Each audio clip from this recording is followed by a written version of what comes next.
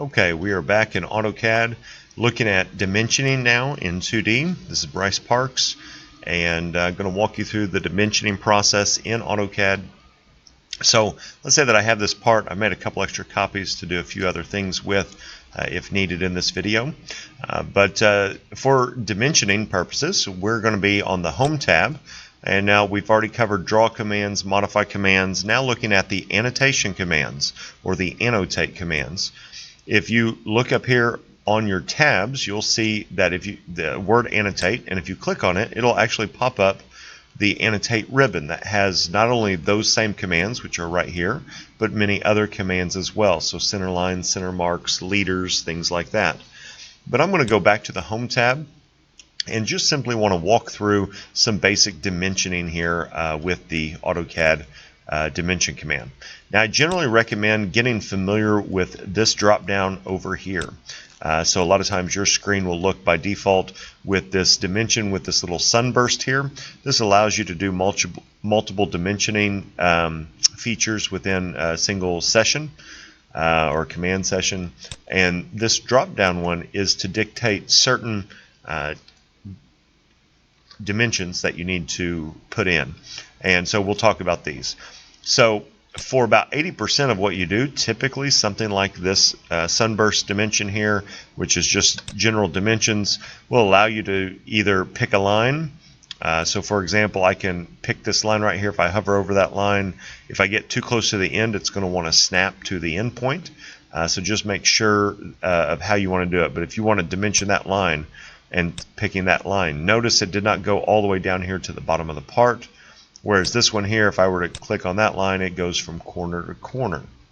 You can hit escape to get out of the dimension and just simply select that dimension and grab that little node.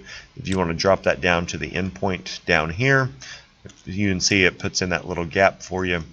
And so that's a quick and easy way that you can modify these. But going back here to this running dimension command, you can snap endpoints. So I can click on end here to here.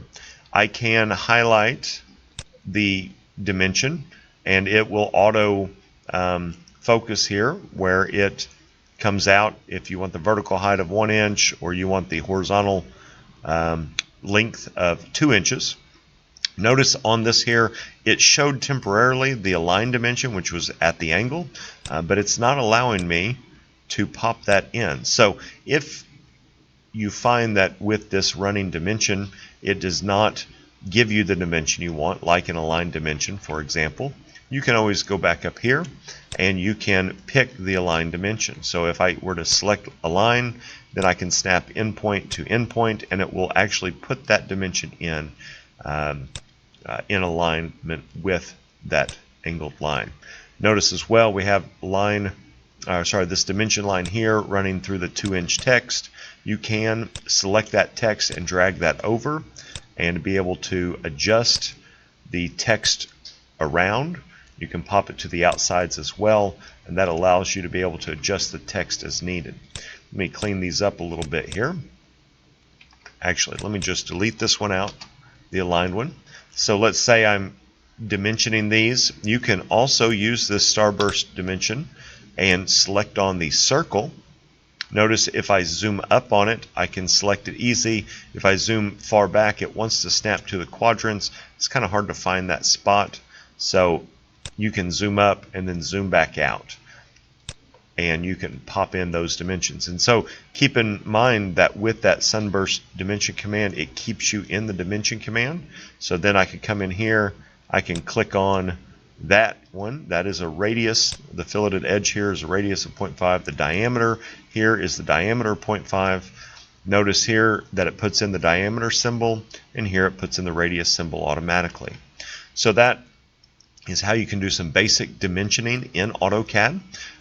With this one, it's just a running one, and it will select the type of dimension based on how you move your cursor. You can also do these manually. So let's go linear dimension, for example, and I can snap to one end, and then I can dictate where it needs to snap. Where over here when we did the align command, it snapped to the endpoint. In this particular case, if I want to do a linear dimension and snap from the endpoint here to the endpoint here, to show that that is exactly 4 inches tall for the part. That is where these type of dimensions come in handy.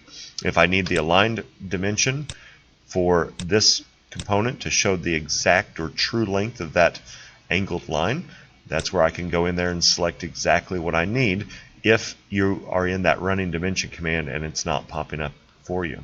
There's also, for example, the angled dimension where I can select 2 lines and it's going to give me the angle between those two.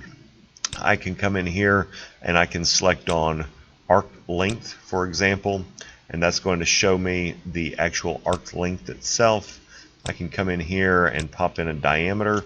All the commands that I just did over here that I showed you, it's like the linear size of the top here, all those commands that we did here, you can do with these types of commands. You are able to dictate special types though, if you want radius or diameter exactly. So like on this hole here, or this diameter, if I wanted it to be listed as a radius, I could dictate that to be a radius here instead of the diameter.